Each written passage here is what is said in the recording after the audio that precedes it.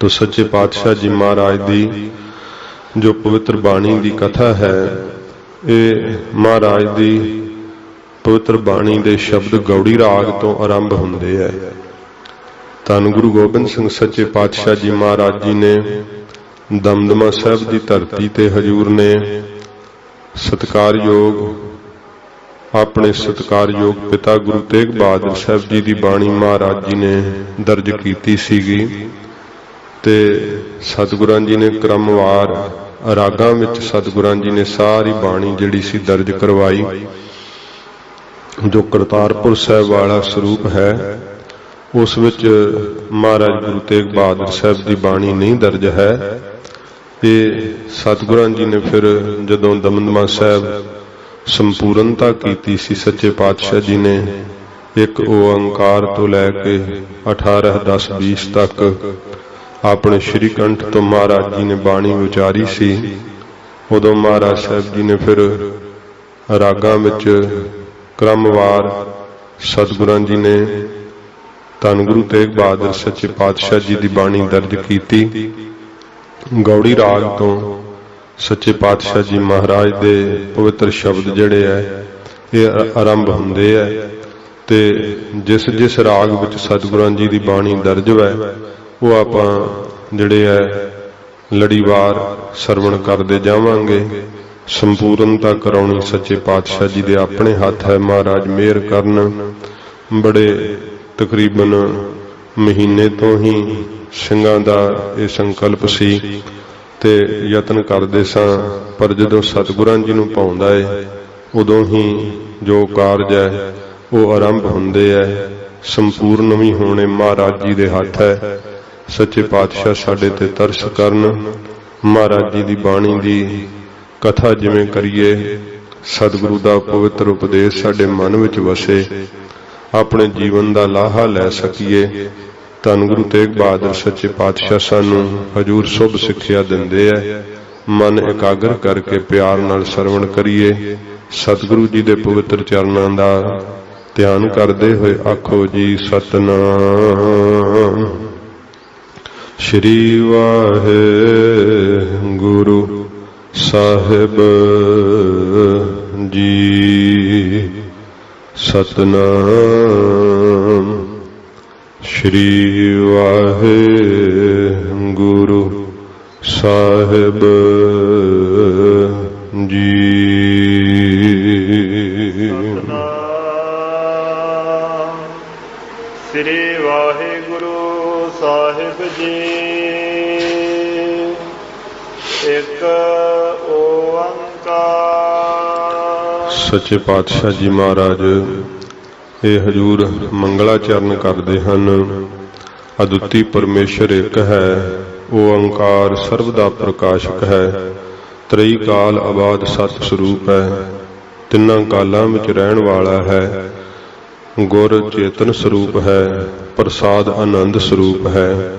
सतगुरु जी की प्रसाद कृपा नाल ओंकार स्वरूप की प्राप्ति हुंदी है, जिस दे वर्गा कोई होर नहीं, केवल वो अपने वर्गा आप ही है। इस करके महाराज जी ने कहा कि वो एक ही है। तरह तरह के नामां नाल जिन्हों जिहो जी प्रीत लगती है वाहिगुरु जी नूं याद करते हैं। सच्चे पातशाह जी महाराज ने सिखां दी कल्याण हित महाराज जी ने ओंकार शब्द बख्शिश किया। फिर महाराज जी ने गुरमंत्र दी दात वाहिगुरु बख्शिश की। ये सतगुरु जी ने जो मंत्र बख्शिश किया है, इस मंत्र दे जाप नाल हृदय विच ओंकार स्वरूप दा प्रकाश हुंदा है, जो केवल इको एक आप ही है, उहदे वर्गा कोई होर नहीं। सच्चे पातशाह जी महाराज कहंदे जदों सतगुरु जी की कृपा दा पात्र बनदा ना प्राणी मात्र, उदों इस स्वरूप दा प्रकाश प्राप्त हुंदा है। वाहिगुरु जी दा अनुभवी ज्ञान जीव पा के निहाल हुंदा है।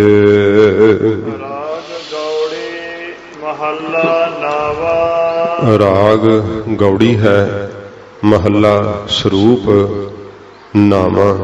गुरु नानक साहब जी का नामा स्वरूप, जो कई गुरमुख नौवां जिहड़ा है ਉਹ ਕਹਿੰਦੇ ਨੇ ਉਚਾਰਨ ਕਰਨਾ ਚਾਹੀਦਾ ਹੈ। ਪਰ ਮਹਾਰਾਜ ਜੀ ਨੇ ਤਾਂ ਸਾਨੂੰ ਗਿਣਤੀ ਵੀ ਉਚਾਰਨ ਕਰਨੀ ਗੁਰੂ ਗ੍ਰੰਥ ਸਾਹਿਬ ਜੀ ਦੱਸ ਦਿੱਤੀ ਹੈ। ਨਾਵਾਂ ਖੰਡ ਸਰੀਰ ਤੋਂ ਨਾਵਾਂ ਜਿਹੜਾ ਹੈ ਇਹ ਸੰਪਰਦਾਇ ਪਾਠ ਉਚਾਰਨ ਕੀਤਾ ਜਾਂਦਾ ਗਿਣਤੀ ਦੇ ਅੰਦਰ ਵੀ। ਪੋਠੋਹਾਰੀ ਬੋਲੀ ਵਿੱਚ ਜਿਵੇਂ ਉਹ ਕਹਿ ਦਿੰਦੇ ਮਹੱਲਾ ਤ੍ਰੈ, ਤੇ ਇਸ ਤਰ੍ਹਾਂ ਨਹੀਂ ਮਹੱਲਾ ਤੀਜਾ। ਇਹ ਸੱਚੇ ਪਾਤਸ਼ਾਹ ਜੀ ਨੇ ਸ਼ਬਦਾਂ ਵਿੱਚ ਵੀ ਲਿਖ ਕਰਕੇ ਜਣਾਇਆ। ਤੇ ਜਦੋਂ ਸ਼ਬਦਾਂ ਵਿੱਚ ਜਿਹੜਾ ਹੈ ਉਹ ਬਾਅਦ ਵਿੱਚ ਆਵੇ ਤੇ ਅੰਕਾਂ ਵਿੱਚ ਪਹਿਲਾਂ ਆਵੇ, ਉੱਥੇ 2 ਵਾਰੀ ਪੜ੍ਹੀਦਾ ਹੈ।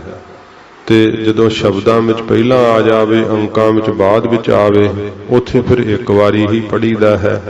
ਤੇ ਇਹ ਮਹਾਰਾਜ ਜੀ ਨੇ ਸਾਨੂੰ ਉਚਾਰਨ ਦਾ ਢੰਗ ਵੀ ਮਹਾਰਾਜ ਜੀ ਨੇ ਆਪ ਹੀ ਦੱਸਿਆ ਸੱਚੇ ਪਾਤਸ਼ਾਹ ਨੇ। ਤੇ ਰਾਗ ਗੌੜੀ ਮਹੱਲਾ ਨਾਵਾਂ। ਨਾਵੇਂ ਪਾਤਸ਼ਾਹ ਗੁਰੂ ਨਾਨਕ ਦੇਵ ਸੱਚੇ ਪਾਤਸ਼ਾਹ ਜੀ ਦਾ ਨਾਵਾਂ ਸਰੂਪ ਸਤਿਗੁਰੂ ਜੀ ਕਿਰਪਾ ਕਰਦੇ ਆ। ਮਹਾਰਾਜ ਪਵਿੱਤਰ ਸਿੱਖਿਆ ਦਿੰਦੇ ਹਨ। ਸਾਧੋ ਮਨ ਕਾ ਮਾਨ ਤਿਆਗੋ। ਸੰਪਰਦਾ ਦੇ ਅੰਦਰ ਇਸ ਪਾਵਨ ਸ਼ਬਦ ਦੀ ਜੋ ਉਥਾਨਕਾ ਹੈ, ਜੋ ਮਹਾਰਾਜ ਜੀ ਨੇ ਇਹ ਪਵਿੱਤਰ ਸਿੱਖਿਆ ਗੌੜੀ ਰਾਗ ਵਿੱਚ ਬਖਸ਼ਿਸ਼ ਕੀਤੀ ਹੈ, ਉਹ ਜ਼ਿਕਰ ਉਥਾਨਕਾ ਵਿੱਚ ਆਉਂਦਾ ਹੈ ਕਿ ਜਦੋਂ ਧੰਨ ਗੁਰੂ ਹਰਿਕ੍ਰਿਸ਼ਨ ਸਾਹਿਬ ਸੱਚੇ ਪਾਤਸ਼ਾਹ ਜੀ ਮਹਾਰਾਜ ਹਜੂਰ ਨੇ ਜਦੋਂ ਦਿੱਲੀ ਸਤਿਗੁਰੂ ਜੀ ਜੋਤੀ ਜੋਤ ਸਮਾਉਣ ਲੱਗੇ ਤੇ ਗੁਰਬਖਸ਼ ਮਸੰਦ ਦੀ ਗਵਾਹੀ ਥੱਲੇ ਸਿੱਖਾਂ ਨੇ ਮਹਾਰਾਜ ਦੇ ਚਰਨਾਂ 'ਚ ਬੇਨਤੀ ਕੀਤੀ, ਸੱਚੇ ਪਾਤਸ਼ਾਹ ਵੱਡੇ ਸਤਿਗੁਰੂ ਜੀ ਜਦੋਂ ਜੋਤੀ ਜੋਤ ਸਮਾਉਣ ਲੱਗਦੇ ਤੇ ਮਹਾਰਾਜ ਸਿੱਖ ਸੰਗਤਾਂ ਨੂੰ ਗੁਰੂ ਸਾਹਿਬ ਦੇ ਅੱਗੇ ਲੜ ਲਾ ਕੇ ਜੋਤੀ ਜੋਤ ਸਮਾਉਂਦੇ। ਆਪ ਮਹਾਰਾਜ ਜੀ ਜੋਤੀ ਜੋਤ ਸਮਾਉਣ ਲੱਗੇ ਹੋ, ਮਹਾਰਾਜ ਸੰਗਤ ਨੂੰ ਕਿਹਦੇ ਲੜ ਲਾ ਕੇ ਚੱਲੇ ਹੋ? ਜਦੋਂ ਹਜੂਰ ਨੂੰ ਇਹ ਗੱਲ ਕਹੀ ਨਾ ਤਾਂ ਗੁਰੂ ਹਰਿਕ੍ਰਿਸ਼ਨ ਸਾਹਿਬ ਜੀ ਮਹਾਰਾਜ ਨੇ ਸਿੱਖਾਂ ਦੀ ਭਾਵਨਾ ਜਾਣ ਕੇ ਆਖਿਆ, ਭਾਈ ਦੀਵਾਨ ਸਜਾਓ, ਅਸੀਂ ਇਹ ਵੀ ਰਸਮ ਅਦਾ ਕਰਾਂਗੇ। ਦੀਵਾਨ ਸਜਾਇਆ ਗਿਆ। ਸਿੱਖ ਬੜੇ ਹੈਰਾਨ ਸਨ, ਮਹਾਰਾਜ ਕਿਹਦੇ ਤੇ ਬਖਸ਼ਿਸ਼ ਕਰਨਗੇ? ਬੜਾ ਸੋਹਣਾ ਪਲੰਘਾ ਸਜਿਆ ਏ, ਉੱਤੇ ਸੁੰਦਰ ਚੰਦੋਆ ਲੱਗਾ ਏ। ਸੱਚੇ ਪਾਤਸ਼ਾਹ ਜਿਸ ਤਖਤ ਤੇ ਆਪ ਬੈਠ ਕੇ ਮਹਾਰਾਜ ਸਿੱਖ ਸੰਗਤਾਂ ਨੂੰ ਦਰਸ਼ਨ ਦਿੰਦੇ, ਦਿੱਲੀ ਦੀਆਂ ਸੰਗਤਾਂ ਨੂੰ ਤਾਰਦੇ। ਬੇਨਤੀ ਕੀਤੀ ਸਿੱਖਾਂ ਨੇ, ਮਹਾਰਾਜ ਦੀਵਾਨ ਸਥਾਨ ਸਜ ਚੁੱਕਾ ਏ, ਦਰਬਾਰ ਲੱਗ ਚੁੱਕਾ ਹੈ, ਸੱਚੇ ਪਾਤਸ਼ਾਹ ਆਪ ਕਿਰਪਾ ਕਰਕੇ ਰਸਮ ਕਰੋ। ਸਤਿਗੁਰੂ ਗਰੀਬ ਨਵਾਜ ਸੱਚੇ ਪਾਤਸ਼ਾਹ ਬਾਲਾ ਪ੍ਰੀਤਮ ਗਰੀਬ ਨਵਾਜ ਜਦੋਂ ਸਤਿਗੁਰੂ ਜੀ ਅਨੇਕ ਸਿੱਖਾਂ ਸਮੇਤ ਚੱਲਦੇ ਹੋਏ ਆਏ, ਸਭ ਸੰਗਤਾਂ ਬਹੁਤ ਜ਼ਿਆਦੀਆਂ ਮਨ ਵਿੱਚ ਹੈਰਾਨ ਹੈ ਕਿ ਮਹਾਰਾਜ ਜੀ ਕਿਹਦੇ ਤਾਈਂ ਬਖਸ਼ਿਸ਼ ਕਰਨਗੇ। ਪਰ ਇਹ ਗੁਰੂ ਨਾਨਕ ਸਾਹਿਬ ਜੀ ਦੇ ਘਰ ਦੀ ਅਦੁੱਤੀ ਕਲਾ, ਮਹਾਰਾਜ ਸੱਚੇ ਪਾਤਸ਼ਾਹ ਨੇ ਆਖਿਆ ਗੁਰਬਖਸ਼ ਮਸੰਦ ਦੇ ਤਾਈਂ ਕਿ 5 ਪੈਸੇ ਤੇ ਨਾਰੀਅਲ ਲਿਆਓ। ਜਦੋਂ ਮਹਾਰਾਜ ਜੀ ਨੂੰ 5 ਪੈਸੇ ਤੇ ਨਾਰੀਅਲ ਦਿੱਤੇ ਐ, 5 ਪੈਸੇ ਮਹਾਰਾਜ ਇਸ ਕਰਕੇ ਰੱਖਦੇ ਕਿ ਮਾਇਆ ਅਧੀਨ ਕਰਦੇ ਸਾਰੀ। ਨਾਰੀਅਲ ਸ਼੍ਰੀ ਫਲ ਸੱਚੇ ਪਾਤਸ਼ਾਹ ਜੀ ਮਹਾਰਾਜ ਇਉਂ ਸੀਸ ਭੇਟ ਕਰਨ ਦਾ ਵਾਚਕ ਸੱਚੇ ਪਾਤਸ਼ਾਹ ਜੀ ਮਹਾਰਾਜ ਸ਼੍ਰੀ ਫਲ ਪਵਿੱਤਰ ਜਾਣ ਕੇ ਮਹਾਰਾਜ ਅੱਗੇ ਭੇਟ ਕਰਦੇ। ਗਰੀਬ ਨਵਾਜ ਸੱਚੇ ਪਾਤਸ਼ਾਹ ਜੀ ਨੇ ਧਿਆਨ ਦੇ ਨਾਲ ਪਲੰਘੇ ਤੇ ਕੋਈ ਵੀ ਨਹੀਂ ਭਾਵੇਂ ਕਿਸੇ ਨੂੰ ਬੈਠਾ ਦਿਸ ਰਿਹਾ, ਪਰ ਮਹਾਰਾਜ ਜੀ ਨੇ ਗੁਰੂ ਹਰਿਕ੍ਰਿਸ਼ਨ ਸਾਹਿਬ ਜੀ ਨੇ ਉਸ ਪਲੰਘੇ ਦੇ ਉੱਤੇ ਧਿਆਨ ਨਾਲ ਗੁਰੂ ਤੇਗ ਬਹਾਦਰ ਸੱਚੇ ਪਾਤਸ਼ਾਹ ਜੀ ਨੂੰ ਅਸਥਿਤ ਕੀਤਾ ਹੈ। ਉਸ ਪਲੰਘੇ ਦੇ ਉੱਤੇ ਗੁਰੂ ਤੇਗ ਬਹਾਦਰ ਸਾਹਿਬ ਦਾ ਦਰਸ਼ਨ ਗੁਰੂ ਹਰਿਕ੍ਰਿਸ਼ਨ ਸਾਹਿਬ ਜੀ ਮਹਾਰਾਜ ਕਰ ਰਹੇ ਹੈ ਤੇ ਸਤਿਗੁਰਾਂ ਜੀ ਨੇ ਧਿਆਨ ਦੇ ਨਾਲ 5 ਪੈਸੇ ਤੇ ਨਾਰੀਅਲ ਭੇਟ ਕਰਕੇ ਮਹਾਰਾਜ ਮੱਥਾ ਟੇਕਿਆ ਏ। 4 ਪ੍ਰਕਰਮਾਂ ਹਜੂਰ ਨੇ ਧਿਆਨ ਨਾਲ ਹੀ ਕੀਤੀਆਂ ਨੇ ਤੇ ਮਹਾਰਾਜ ਨੇ ਚੌਥੀ ਪ੍ਰਕਰਮਾ ਤੇ ਮੱਥਾ ਟੇਕ ਕੇ ਆਖਿਆ ਸੀ ਕਿ ਬਾਬਾ ਬਸਹਿ ਗ੍ਰਾਮ ਬਕਾਲੇ, ਬਨ ਗੁਰ ਸੰਗਤ ਆਪ ਸੰਭਾਲੇ। ਮਹਾਰਾਜ ਜੀ ਨੇ ਕਿਹਾ ਕਿ ਭਾਈ ਸਾਡੇ ਬਾਬਾ ਜੀ, ਕਿਉਂਕਿ ਰਿਸ਼ਤੇਦਾਰੀ ਵਿੱਚ ਕੇਵਲ ਗੁਰੂ ਤੇਗ ਬਹਾਦਰ ਸਾਹਿਬ ਜੀ ਹੀ ਮਹਾਰਾਜ ਗੁਰੂ ਹਰਿਕ੍ਰਿਸ਼ਨ ਸਾਹਿਬ ਜੀ ਦੇ ਬਾਬਾ ਜੀ ਭਾਵ ਦਾਦਾ ਜੀ ਲੱਗਦੇ ਸੀ, ਹੋਰ ਨਹੀਂ ਕੋਈ ਸੋਢੀ ਲੱਗਦਾ ਸੀ। ਮਹਾਰਾਜ ਸੱਚੇ ਪਾਤਸ਼ਾਹ ਨੇ ਬਚਨ ਕਹੇ ਤੇ ਇਹਨਾਂ ਬਚਨਾਂ ਦਾ ਪ੍ਰਕਾਸ਼ ਫਿਰ ਜਦੋਂ ਹੋਇਆ ਸਭ ਥਾਵਾਂ ਤੇ ਸੋਢੀਆਂ ਨੂੰ ਇਹ ਖਿਆਲ ਹੋਇਆ ਕਿ ਭਾਈ ਸ਼ਾਇਦ ਮੇਰੇ ਵੱਲ ਹੀ ਇਸ਼ਾਰਾ ਕਰ ਗਏ ਹੋਣ, ਤੇ ਇਉਂ ਫਿਰ ਸਭ ਨੇ ਬਾਬਾ ਬਕਾਲਾ ਸਾਹਿਬ ਆ ਕੇ ਡੇਰਾ ਲਾ ਲਿਆ। ਗੁਰੂ ਹਰਕ੍ਰਿਸ਼ਨ ਸਾਹਿਬ ਦੇ ਬਚਨ ਕਹਿਣ ਤੋਂ ਕੋਈ ਪਹਿਲਾਂ ਹੋਰ ਸੋਢੀ ਬਾਬਾ ਬਕਾਲਾ ਸਾਹਿਬ ਨਹੀਂ ਸੀ ਰਹਿੰਦੇ। ਕੇਵਲ ਗੁਰੂ ਤੇਗ ਬਹਾਦਰ ਸਾਹਿਬ ਜੀ ਮਹਾਰਾਜ ਦਾ ਵਾਸ ਸੀ ਬਾਬਾ ਬਕਾਲਾ ਸਾਹਿਬ, ਤੇ ਇਹ ਗੁਰੂ ਹਰਗੋਬਿੰਦ ਸਾਹਿਬ ਜੀ ਮਹਾਰਾਜ ਨੇ ਬਚਨ ਕਹੇ ਸੀ ਮਾਤਾ ਨਾਨਕੀ ਜੀ ਨੂੰ ਕਿ ਹੇ ਨਾਨਕੀ ਤੁਸੀਂ ਬਕਾਲੇ ਨਗਰ ਚਲੇ ਜਾਓ। ਵਕਤ ਆਵੇਗਾ ਜਦੋਂ ਗੁਰੂ ਨਾਨਕ ਸਾਹਿਬ ਜੀ ਦੀ ਗੁਰਿਆਈ ਇਹਨਾਂ ਦੀ ਝੋਲੀ ਆ ਕੇ ਦਾਤ ਪਵੇਗੀ। ਇਹ ਗੁਰੂ ਨਾਨਕ ਸਾਹਿਬ ਜੀ ਦੀ ਗੁਰਤਾ ਗੱਦੀ ਦੇ ਮਾਲਕ ਹੋਣਗੇ। ਇਹ ਮਾਤਾ ਨਾਨਕੀ ਜੀ ਦੇ ਤਾਈ ਸਤਿਗੁਰਾਂ ਜੀ ਨੇ ਗੁਰੂ ਹਰਗੋਬਿੰਦ ਸਾਹਿਬ ਜੀ ਨੇ ਜੋਤੀ ਜੋਤ ਸਮਾਉਣ ਲੱਗਿਆ ਹੀ ਮਹਾਰਾਜ ਬਚਨ ਕਰ ਦਿੱਤੇ ਸੀ ਸਤਿਗੁਰਾਂ ਜੀ ਨੇ। ਤੋ ਸੱਚੇ ਪਾਤਸ਼ਾਹ ਜੀ ਮਹਾਰਾਜ ਧੰਨ ਗੁਰੂ ਤੇਗ ਬਹਾਦਰ ਸਾਹਿਬ ਜੀ ਬਾਬਾ ਬਕਾਲਾ ਸਾਹਿਬ ਰਹਿੰਦੇ ਐ। ਬਾਹਰ ਮੰਜੀਆਂ ਲੱਗ ਗਈਆਂ, ਗੁਰੂ ਹਰਕ੍ਰਿਸ਼ਨ ਸਾਹਿਬ ਜੀ ਦੇ ਬਚਨਾਂ ਨੂੰ ਆਪੋ ਆਪਣੇ ਗੁਰੂਆਂ ਤੇ ਟਿਕਾਉਂਦੇ ਐ। ਉਹ ਹਰ ਕੋਈ ਇਹੋ ਹੀ ਸਿੱਧ ਕਰਦਾ ਹੈ ਕਿ ਗੁਰੂ ਸਾਹਿਬ ਨੇ ਸਾਡੇ ਬਾਬਤ ਹੀ ਕਿਹਾ। ਧੀਰਮਲ ਨੇ ਵੀ ਘਟ ਨਾ ਗੁਜ਼ਾਰੀ, ਉਹ ਵੀ ਆ ਕੇ ਉੱਥੇ ਹੀ ਆਸਣ ਲਾ ਲਿਆ। ਕਿੱਥੇ ਰਹਿੰਦਾ ਤਾਂ ਕਰਤਾਰਪੁਰ ਸਾਹਿਬ ਸੀ, ਪਰ ਉਹਨੇ ਵੀ ਸੋਚਿਆ ਕਿ ਹੁਣ ਸੰਗਤਾਂ ਸਾਰੀਆਂ ਬਾਬਾ ਬਕਾਲਾ ਨਗਰ ਵਿੱਚ ਆ ਜਾਣੀਆਂ ਤੇ ਮੈਂ ਕਰਤਾਰਪੁਰ ਬਹਿ ਕੇ ਕੀ ਕਰਨਾ, ਉੱਥੇ ਹੀ ਚੱਲਦੇ ਆ। ਇਹ ਕਿੰਨਿਆਂ ਸਮਿਆਂ ਤੋਂ ਹੀ ਯਤਨ ਕਰਦਾ ਆ ਰਿਹਾ ਸੀ ਕਿ ਮੈਨੂੰ ਗੁਰਿਆਈ ਮਿਲ ਜਾਵੇ, ਤੇ ਹੁਣ ਇਹਨੂੰ ਮੌਕਾ ਮਿਲ ਗਿਆ। ਸਾਰਿਆਂ ਨੇ ਆਪੋ ਆਪਣੀਆਂ ਮੰਜੀਆਂ ਲਾਈਆਂ। ਧੀਰਮਲ ਵੀ ਆਪਣਾ ਪ੍ਰਤਾਪ, ਕਿਉਂਕਿ ਇਹਦੇ ਕੋਲ ਥੋੜੀ ਵਿਭੂਤੀ ਜ਼ਿਆਦਾ ਹੈ ਬਾਕੀਆਂ ਨਾਲੋਂ, ਤੇ ਇਹ ਵੀ ਸੋਹਣੇ ਚੰਦੋਏ ਤੇ ਸੋਹਣੀਆਂ ਚੌਰਾਂ ਕਰਾ ਰਿਹਾ ਹੈ। ਪਰ ਸੱਚੇ ਪਾਤਸ਼ਾਹ ਜੀ ਮਹਾਰਾਜ ਅੰਦਰ ਹਜੂਰ ਭੋਰੇ 'ਚ ਹੀ ਰਹਿੰਦੇ ਸਤਿਗੁਰੂ ਜੀ। ਇਉਂ ਸੰਗਤਾਂ ਦਾ ਜਦੋਂ ਬਾਹਲਾ ਆਉਣ ਜਾਣ ਹੁੰਦਾ ਹੈ, ਚਹਿਲ ਪਹਿਲ ਹੁੰਦੀ ਹੈ, ਮਾਤਾ ਨਾਨਕੀ ਜੀ ਮਨ ਵਿੱਚ ਖਿਆਲ ਕਰਦੇ ਐ ਕਿ ਗੁਰੂ ਸਾਹਿਬ ਦਾ ਸੁਭਾਅ ਤਾਂ ਜਿਹੜਾ ਉਹ ਕਿਸੇ ਨੂੰ ਵੀ ਮਹਾਰਾਜ ਮਿਲਦੇ ਹੀ ਨਹੀਂ, ਤੇ ਫਿਰ ਇਹ ਪ੍ਰਗਟ ਕਿਵੇਂ ਹੋਣਗੇ। ਜਦੋਂ ਗੁਰੂ ਹਰਕ੍ਰਿਸ਼ਨ ਸਾਹਿਬ ਜੀ ਮਹਾਰਾਜ ਬਚਨ ਕੀਤੇ ਸੀ ਨਾ, ਤੇ ਮਹਾਰਾਜ ਜੋਤੀ ਜੋਤ ਸਮਾਉਣ ਤੋਂ ਪਹਿਲਾਂ ਬਾਬਾ ਬੁੱਢਾ ਸਾਹਿਬ ਦੀ ਵੰਸ਼ ਵਿੱਚ 6ਵੇਂ ਥਾਂ ਤੇ ਹੋਏ ਆ। ਉਹਨਾਂ ਦਾ ਨਾਮ ਬਾਬਾ ਗੁਰਦਿੱਤਾ ਜੀ ਕਰਕੇ ਹੋਇਆ। ਮਹਾਰਾਜ ਜੀ ਨੇ ਉਹਨਾਂ ਦੇ ਹੱਥ ਗੁਰਿਆਈ ਬਾਬਾ ਬਕਾਲਾ ਸਾਹਿਬ ਭੇਜ ਦਿੱਤੀ ਸੀ ਸੱਚੇ ਪਾਤਸ਼ਾਹ ਨੇ। ਗੁਰੂ ਅਮਰਦਾਸ ਸਾਹਿਬ ਜੀ ਦੇ ਵੰਸ਼ਜ ਵੀ ਉੱਥੇ ਆਏ ਸੀ, ਤੇ ਜਦੋਂ ਮਹਾਰਾਜ ਗੁਰੂ ਤੇਗ ਬਹਾਦਰ ਸਾਹਿਬ ਨੂੰ ਇਹਨਾਂ ਨੇ ਗੁਰਿਆਈ 5 ਪੈਸੇ ਤੇ ਨਾਰੀਅਲ ਭੇਟ ਕੀਤਾ, ਮਹਾਰਾਜ ਸਤਿਕਾਰ ਨਾਲ ਉੱਠ ਕੇ ਸਤਿਗੁਰਾਂ ਜੀ ਨੇ ਬਖਸ਼ਿਸ਼ ਆਪਣੀ ਝੋਲੀ ਪਵਾਈ। ਤੇ ਮਹਾਰਾਜ ਸੱਚੇ ਪਾਤਸ਼ਾਹ ਜੀ ਨੂੰ ਇਹਨਾਂ ਸਿੱਖਾਂ ਬੇਨਤੀ ਕੀਤੀ ਸੀ, ਸੱਚੇ ਪਾਤਸ਼ਾਹ ਆਪ ਪ੍ਰਗਟ ਹੋਵੋ। ਮਹਾਰਾਜ ਜੀ ਨੇ ਆਖਿਆ ਭਾਈ ਜੋ ਤੁਹਾਡੀ ਸੇਵਾ ਲੱਗੀ ਸੀ ਉਹ ਤੁਸੀਂ ਕਰ ਲਈ ਹੈ, ਸਾਨੂੰ ਸਾਡੇ ਭਾਣੇ ਵਿੱਚ ਪ੍ਰਸੰਨ ਅਸੀਂ, ਸਾਨੂੰ ਆਪਣੀ ਮੌਜ ਵਿੱਚ ਰਹਿਣ ਦਿਓ। ਇਉਂ ਮਹਾਰਾਜ ਜੀ ਰਜਾ ਜਾਣ ਕੇ ਇਹ ਤਾਂ ਫਿਰ ਜੋ ਜ਼ਿੰਮੇਵਾਰੀ ਸੀ ਉਹ ਨਿਭਾ ਕੇ ਆਪੋ ਆਪਣੇ ਥਾਵਾਂ ਤੇ ਪਰਤ ਗਏ। ਤੇ ਸੱਚੇ ਪਾਤਸ਼ਾਹ ਆਪਣੀ ਮੌਜ ਵਿੱਚ ਹੀ ਰਹਿੰਦੇ ਐ, ਕਿਸੇ ਨੂੰ ਮਿਲਦੇ ਨਹੀਂ ਗਰੀਬ ਨੂੰ ਆਜ। ਮਾਤਾ ਨਾਨਕੀ ਜੀ ਇੱਕ ਦਿਨ ਚਿੰਤਤ ਬੜੇ ਹੋਏ ਕਿ ਇਹ ਮੇਰੇ ਪੁੱਤਰ ਦਾ ਜਿਹੜਾ ਬਾਹਰ ਪ੍ਰਤਾਪ ਪਤਾ ਲੱਗੇ, ਪਰ ਮਹਾਰਾਜ ਜੀ ਤਾਂ ਸਤਿਗੁਰੂ ਜੀ ਤਾਂ ਇਹਨਾਂ ਚੀਜ਼ਾਂ ਤੋਂ ਬਹੁਤ ਦੂਰ ਨੇ।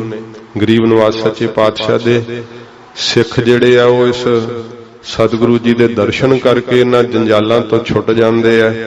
ਪਰ ਮਾਤਾ ਨਾਨਕੀ ਜੀ ਨੇ ਇੱਛਾ ਕੀਤੀ ਤੇ ਸਿੱਖ ਨੂੰ ਇੱਕ ਨੂੰ ਕਿਹਾ ਪ੍ਰੇਰ ਕੇ, ਜਿਹੜੇ ਸੇਵਾਦਾਰ ਸੀਗੇ, ਤੇ ਉਹਨਾਂ ਨੇ 2-3 ਸਿੱਖਾਂ ਨੇ ਬਾਹਰ ਜਾ ਕੇ ਨਾ ਦੱਸਣਾ ਸ਼ੁਰੂ ਕੀਤਾ ਕਿ ਗੁਰੂ ਮਹਾਰਾਜ ਤਾਂ ਭਾਈ ਭੋਰੇ 'ਚ ਨੇ। ਸਤਿਗੁਰੂ ਜੀ ਨੂੰ ਪਤਾ ਲੱਗ ਗਿਆ ਕਿ ਸਾਡੇ ਮਾਤਾ ਜੀ ਨੇ ਸਿੱਖਾਂ ਨੂੰ ਭੇਜਿਆ ਬਾਹਰ ਸਾਡੇ ਪ੍ਰਗਟ ਕਰਨ ਲਈ।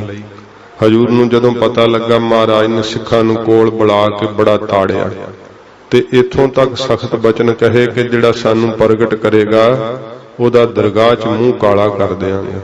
ਇਹ ਸੱਚੇ ਪਾਤਸ਼ਾਹ ਜੀ ਨੇ ਏਡੇ ਸਖਤ ਬਚਨ ਕਹਿਤੇ, ਮਾਤਾ ਜੀ ਵੀ ਡਰ ਗਏ।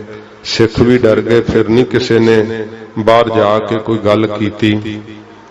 अखीर फिर ये विध बननी सी ना, क्योंकि गुरु नानक देव सच्चे पातशाह जी महाराज का स्वरूप छुपिया किवें रह सकता है। महाराज सच्चे पातशाह तां सारी कुल लुकाई दे भले लई सच्चे पातशाह जी का अवतार होया है, ते गरीब नवाज सच्चे पातशाह पर अपनी मौज च ने। ते फिर मक्खण शाह दा बाबा बकाला साहब आउणा, किथे बरेती विच जहाज फसिया, मौत दे मुंह विच जांदे ने। गुरु हरकृष्ण साहब जी महाराज जी नूं चेते करके, गुरु नानक साहब जी दी गद्दी दा ध्यान करके इन्हां अरदासा कीता, महाराज मौत दे मुंह चों बचा लो। यतन बड़े कीते पर कोई यतन न सफला होया। जदों फिर इन मन च संकल्प कीता, महाराज मैं अरदासा करांगा, 500 मोहर चढ़ावांगा। भावें कि वो ते इहदी अपनी शरधा सी ना मक्खण शाह दी, सच्चे पातशाह जी दे घर विच कोई माया दी कमी थोड़ो है, पर इहदी शरधा सी। इन संकल्प कीता ते फिर अरदास करके जदों सारे जाने लगे ना, एकदम हैरान हो गए। ऐसा कौतक वरत्या जिवें जहाज हिल के बरेती च फसिया होया पानी च ठिल गया। बड़ियां खुशियां होईयां। मक्खण शाह दिल्ली आया, पता लगा कि गुरु हरकृष्ण साहब जी महाराज तां ज्योति जोत समा गए सच्चे पातशाह। ते हजूर ने अपने तो अगे जो गुरियाई तखत ते हन उन्हां बाबत कहा कि बाबा बकाला साहब च हन। मक्खण शाह फिर अपने 500 सिपाहियां समेत इन आके उत्थे डेरा पाया। बड़ा प्रताप सी, बड़ा अमीर सी मक्खण शाह। ते सब बाई दे बाइयां जिहड़े ओ सीगे उन्हां विच हिलजुल होनी शुरू हो गई कि मक्खण शाह आया है, क्योंकि धनाड़ सिख है। हरेक नूं इह चिंता है कि साडे वल आवे ते पैसे मोहरां चढ़ावेगा, मालो माल हो जाएंगे, होर पसारा वधेगा, गुरु बण प्रगट हो जावांगे। जदों एडा वड्डा सिख ही झुक गया ते होरनां दे झुकण दी फिर की शंका रह जाएगी। इस तरह दे मन विच जोर सब दे लगन लगे। हर किसी ने आपो अपने मसंद मक्खण शाह वल भेजने शुरू कर दिते कि साडा गुरु पूरा है, साडा गुरु पूरा है। मक्खण शाह ने सब नूं तरवास दिती, आख्या कि भई मैं सब दे कोल ही आवांगा। फिर मक्खण शाह ने सब तो पहला धीरमल कोल गया। बड़ा मन उहदा हैरान है कि हुण बाइयां चों असली कौन होऊगा। फिर सोचिया कि मेरा जहाज तां पूरे गुरु साहब ने ही तोरिया, बई बरेती च फसिया किसे अधूरे ने तां तोरिया नहीं। इस करके मना हुण असली दी पहचान लई तू संकल्प कर, ते जिहड़ा तेरे जहाज वाला पता दस देणगे वो असली गुरु ने, बाकी बनावटी हन। ये मक्खण शाह ने मन च संकल्प कर लिया। ते धीरमल कोल गुरु ग्रंथ साहब जी का स्वरूप भी सीगा। उत्थे मक्खण शाह ने 5 मोहरां रखियां। धीरमल दे अगे भी 2 मोहरां भेंट करके मत्था टेकिया, पर मन च संकल्प कीता जहाज वाला। धीरमल ये तां आखे कि मक्खण शाह तेरे ते बड़ी किरपा है, तेरी पोशाक बड़ी चमकदी है, तेरा सोहना बड़ा रंग है, गुरु होवे ते सिख दी सिफत करी जावे। इस तरह धीरमल मक्खण शाह दी ही सिफत करी जांदा है। मक्खण शाह दा मन अंदरों टुट गया कि मेरी वडियाई करदे है, असली गल तां दसदे नहीं। फिर मक्खण शाह उठ गया, सारियां कोल गया वारी वारी, 2-2 मोहरां भेंट करदा गया। कईयां 5-5 मोहरां दा भी जिक्र कीता है। इउं जहाज वाला फुरना करदा रहा। वो सारे मक्खण शाह दी खुशामद करन कि मेरे पंजे च फस जे ते पक्का मेरा ही चेला बनिया रहे। पर मक्खण शाह दे दिल दी गल कोई भी ना दसे, उहदे मन दा प्रश्न कोई भी ना समझ सके।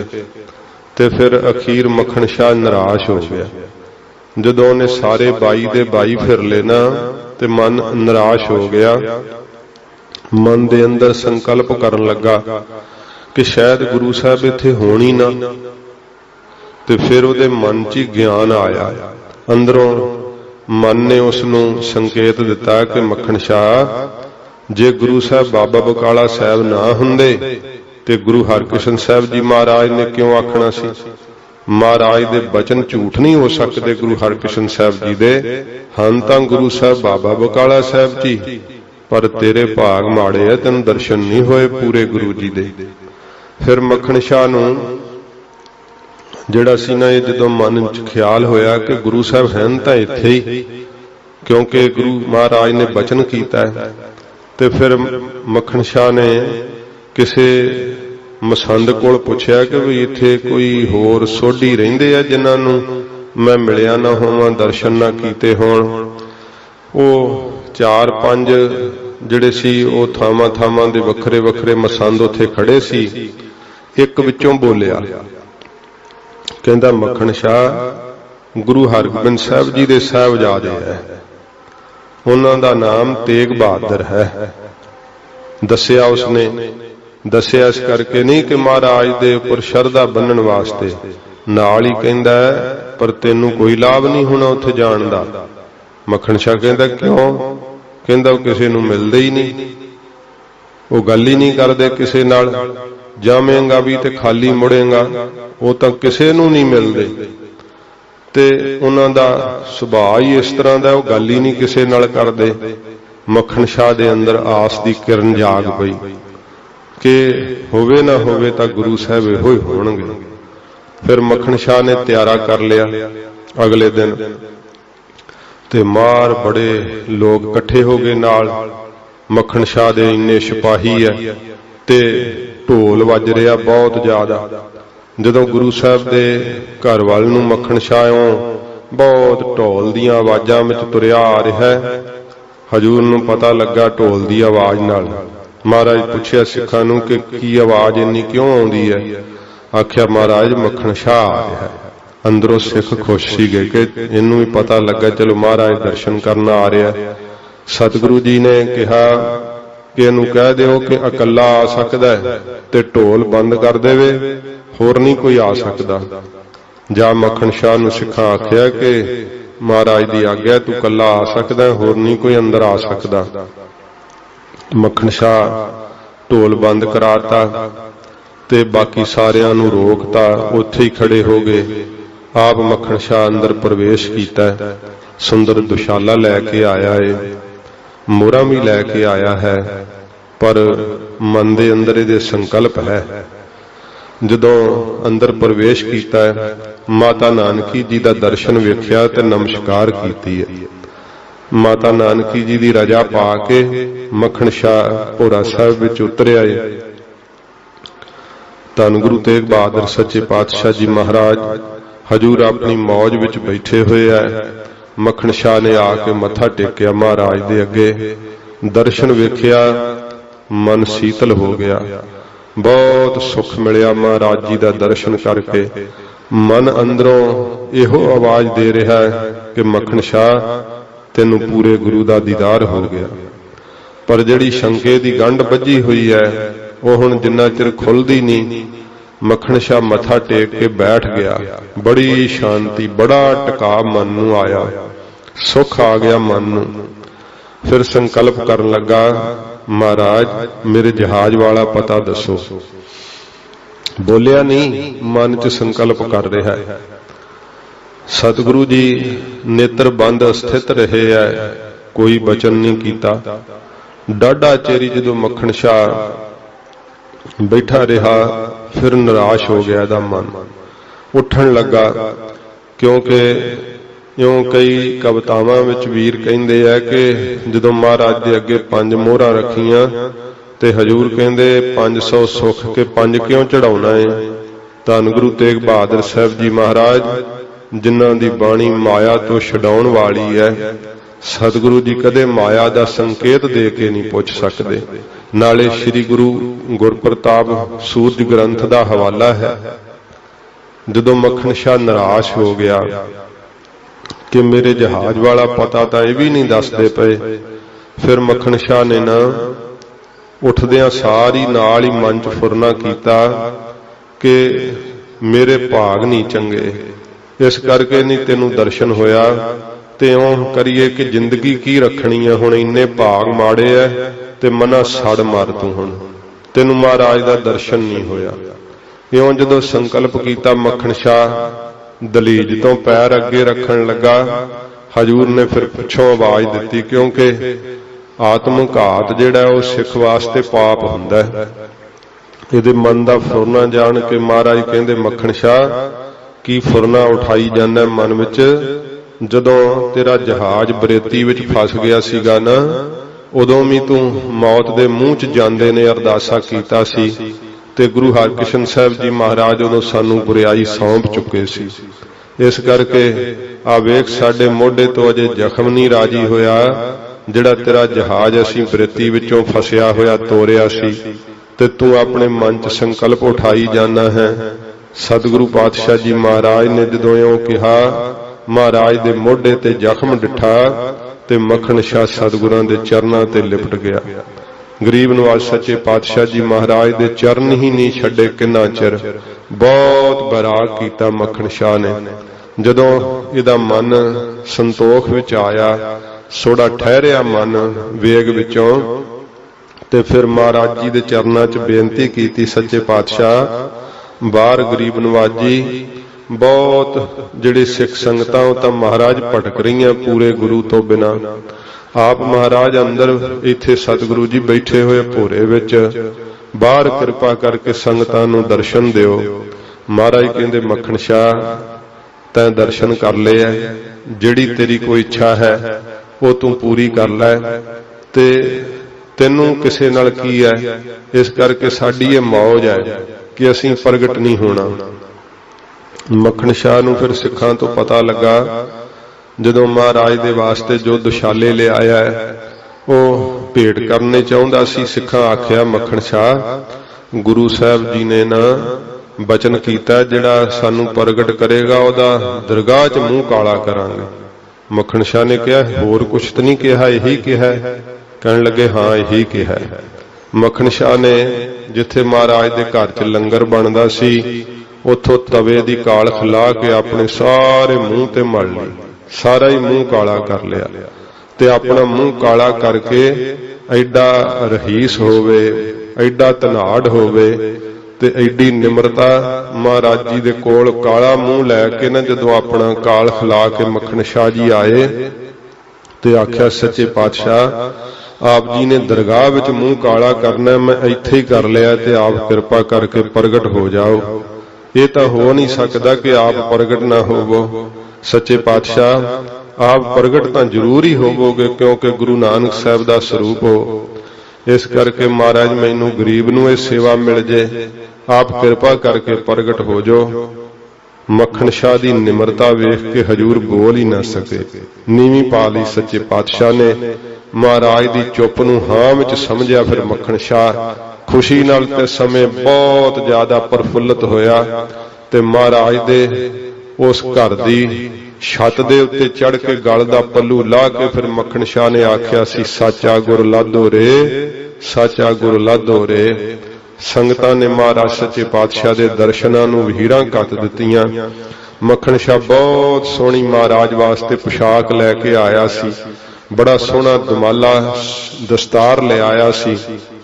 ਸਤਿਗੁਰਾਂ ਜੀ ਨੇ ਫਿਰ ਆਗਿਆ ਕੀਤੀ, ਜਿੱਥੇ ਬਾਬਾ ਬਕਾਲਾ ਸਾਹਿਬ ਭੋਰਾ ਸਾਹਿਬ ਦੇ ਸਾਹਮਣੇ ਮੰਜੀ ਸਾਹਿਬ ਜਿੱਥੇ ਸ਼ਸਤਰ ਸਜਾਏ ਹੁੰਦੇ ਆ, ਇੱਥੇ ਸਤਿਗੁਰਾਂ ਜੀ ਨੇ ਪਹਿਲਾ ਦੀਵਾਨ ਸਜਾਇਆ ਸੀ। ਮਹਾਰਾਜ ਜੀ ਨੇ ਭੋਰਾ ਸਾਹਿਬ ਤੋਂ ਬਾਹਰ ਆ ਕਰਕੇ, ਤੇ ਉਹ ਇਮਾਰਤ ਦੀ ਉਸਾਰੀ ਜਿਹੜੀ ਹੈ ਨਾ ਉਹ ਸਹੀ ਢੰਗ ਨਾਲ ਹੋਵੇ, ਇਸ ਕਰਕੇ ਥੋੜਾ ਪਾਸੇ ਕਰਕੇ ਦਰਬਾਰ ਬਣਾਇਆ ਗਿਆ। ਮੰਜੀ ਸਾਹਿਬ ਯਾਦਗਾਰ ਵਜੋਂ ਕਾਇਮ ਹੈ।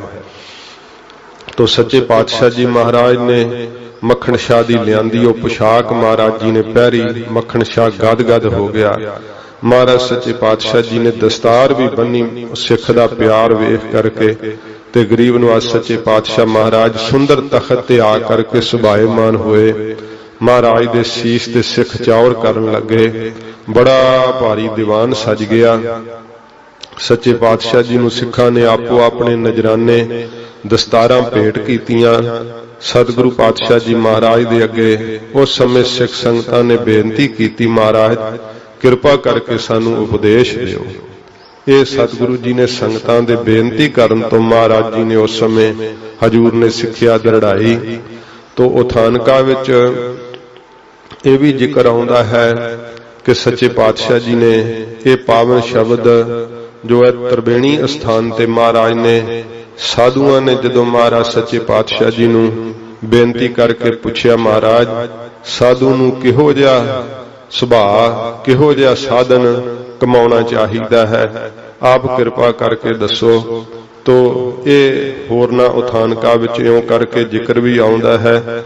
ਮਹਾਰਾਜ ਜੀ ਨੇ ਸਿੱਖ ਸੰਗਤਾਂ ਦੀ ਬੇਨਤੀ ਮਹਾਰਾਜ ਪ੍ਰਵਾਨ ਕਰਦਿਆਂ ਹੋਇਆਂ ਜੀਵਨ ਦੀ ਕਮਾਈ ਦਾ ਸਤਿਗੁਰੂ ਜੀ ਉਪਦੇਸ਼ ਦਿੰਦੇ ਆ। ਮਹਾਰਾਜ ਜਿਸ ਕਰਕੇ ਮਨੁੱਖ ਨੂੰ ਜਨਮ ਮਿਲਦਾ ਨਾ, ਉਸ ਲਕਸ਼ ਨੂੰ ਪ੍ਰਾਪਤ ਕਰਨ ਦਾ ਉਪਦੇਸ਼ ਮਹਾਰਾਜ ਜੀ ਦਿੰਦੇ ਆ। ਗੁਰੂ ਤੇਗ ਬਹਾਦਰ ਸੱਚੇ ਪਾਤਸ਼ਾਹ ਦੀ ਸਾਰੀ ਬਾਣੀ ਸੰਸਾਰ ਦੇ ਝੂਠੇ ਮੋਹ ਤੋਂ ਛਡਾਉਂਦੀ ਹੈ। ਮਹਾਰਾਜ ਇਸ ਨੂੰ ਸਹਾਰੇ ਨੂੰ ਮਿੱਥਿਆ ਮੰਨਦੇ ਸੱਚੇ ਪਾਤਸ਼ਾਹ। ਮਹਾਰਾਜ ਜੀ ਨੇ ਵਾਕ ਕਹੇ ਨਾ ਸਾਧੋ ਇਹੋ ਤਨ ਮਿੱਥਿਆ ਜਾਨੋ, ਯਾ ਭੀਤਰ ਜੋ ਰਾਮ ਬਸਤ ਹੈ ਸਾਚੋ ਤਾਹੇ ਪਛਾਨੋ। ਜੋ ਵਾਹਿਗੁਰੂ ਅੰਦਰ ਵਸ ਰਹੇ ਆ ਨਾ, ਉਸ ਸਰੂਪ ਨੂੰ ਸੱਚਾ ਜਾਣਨਾ ਕਰੋ। ਜਿਹੜਾ ਸੰਸਾਰ ਦਿਸਦਾ ਹੈ, ਇਹ ਦੇਹ ਦਿਸਦੀ ਹੈ, ਮਹਾਰਾਜ ਨੇ ਕਿਹਾ ਮਿੱਥਿਆ ਹੈ। ਸੱਚੇ ਪਾਤਸ਼ਾਹ ਦੇ ਇਹਨਾਂ ਬਚਨਾਂ ਨੂੰ ਚੇਤੇ ਕਰਦਿਆਂ ਹੋਇਆਂ ਜਦੋਂ ਬਾਬਾ ਬੰਦਾ ਸਿੰਘ ਜੀ ਬਹਾਦਰ ਦੇ ਨਾਮ ਨਾਲ ਜਿਹੜੇ ਸਿੰਘ ਸ਼ਹੀਦ ਹੋਏ ਸੀ ਨਾ, ਕਹਿੰਦੇ ਜਦੋਂ ਸਿੰਘ ਦੇ ਧੌਣ ਦੇ ਉੱਤੇ ਟਾਪਾ ਮਾਰ ਲੱਗਦਾ ਨਾ ਜਲਾਦ, ਤੇ ਸਿੰਘ ਆਪਣੇ ਮੁਖ ਤੋਂ ਇਹ ਪੜਦਾ, ਸਾਧੋ ਇਹੋ ਤਨ ਮਿੱਥਿਆ ਜਾਨੋ, ਯਾ ਭੀਤਰ ਜੋ ਰਾਮ ਬਸਤ ਹੈ ਸਾਚੋ ਤਾਹੇ ਪਛਾਨੋ। ਇਉਂ ਚੜ੍ਹਦੀ ਕਲਾ ਨਾਲ ਮਹਾਰਾਜ ਦੀ ਬਾਣੀ ਨੂੰ ਆਪਣੇ ਹਿਰਦੇ ਵਿੱਚ ਵਸਾ ਕੇ ਸਿੰਘਾਂ ਨੇ ਸ਼ਹੀਦੀਆਂ ਪ੍ਰਾਪਤ ਕੀਤੀਆਂ। ਮਹਾਰਾਜ ਦੀ ਪਵਿੱਤਰ ਬਾਣੀ ਸਾਨੂੰ ਦੇਹ ਦੇ ਅਧਿਆਸ ਤੋਂ ਛਡਾਉਣ ਵਾਲੀ ਹੈ, ਇਸ ਦੇਹ ਦੇ ਪਿੰਜਰੇ ਤੋਂ ਆਜ਼ਾਦ ਕਰ ਦੇਣ ਵਾਲੀ ਮਹਾਰਾਜ ਦੀ ਬਾਣੀ ਹੈ। ਜਿਹੜੇ ਦੁੱਖਾਂ ਦੇ ਜੰਜਾਲ ਇਹ ਪਏ ਹੋਏ ਜੀਵ ਨੂੰ ਸੱਚੇ ਪਾਤਸ਼ਾਹ ਦੀ ਬਾਣੀ ਇਹਨਾਂ ਜੰਜਾਲਾਂ ਤੋਂ ਮੁਕਤ ਕਰ ਦੇਣ ਵਾਲੀ ਹੈ। ਗੁਰੂ ਤੇਗ ਬਹਾਦਰ ਸਾਹਿਬ ਦੀ ਐਸੀ ਪਵਿੱਤਰ ਸੁਖਦਾਈ ਬਾਣੀ ਹੈ। ਤੋ ਮਹਾਰਾਜ ਜੀ ਨੇ ਉਸ ਵਕਤ ਇਹ ਪਵਿੱਤਰ ਉਪਦੇਸ਼ ਹਜੂਰ ਨੇ ਬਖਸ਼ਿਆ। ਮਹਾਰਾਜ ਫਰਮਾਉਂਦੇ ਹਨ,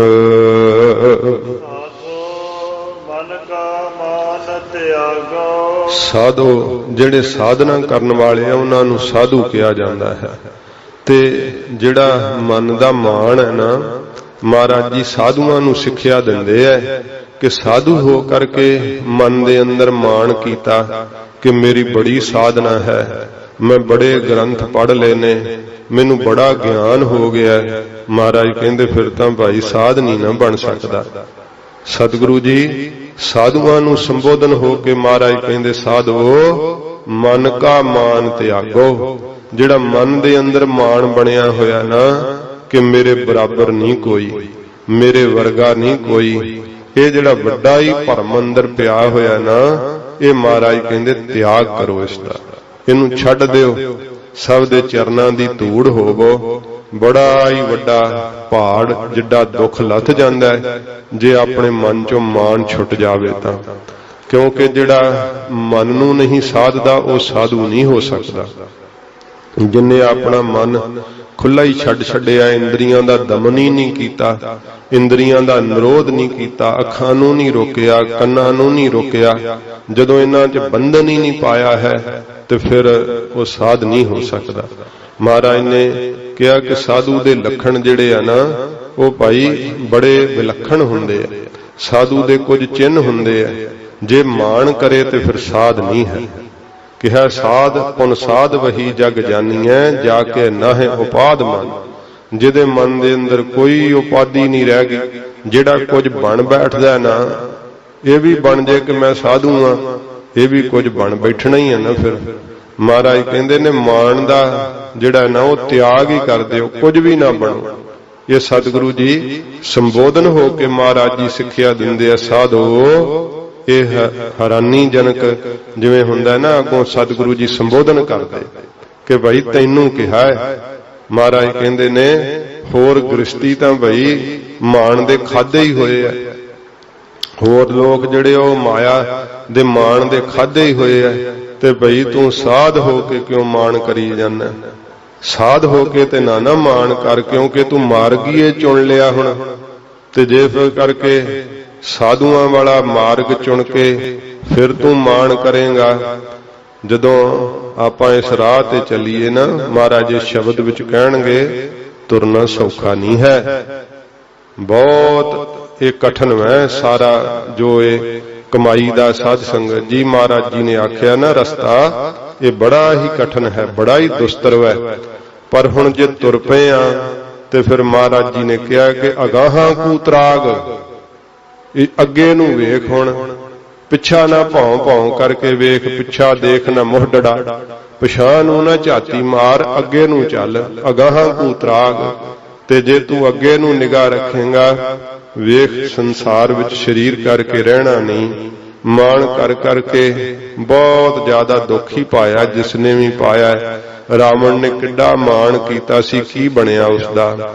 ਫਿਰ ਵੱਡੇ ਵੱਡੇ ਹਰਨਾਕਸ਼ ਵਰਗੇ ਹੋ ਗਏ, ਉਹਨਾਂ ਨੇ ਮਾਣ ਕੀਤਾ ਸੀ, ਹੰਕਾਰ ਕੀਤਾ ਸੀ, ਕਿੱਧਰ ਚਲੇ ਗਏ।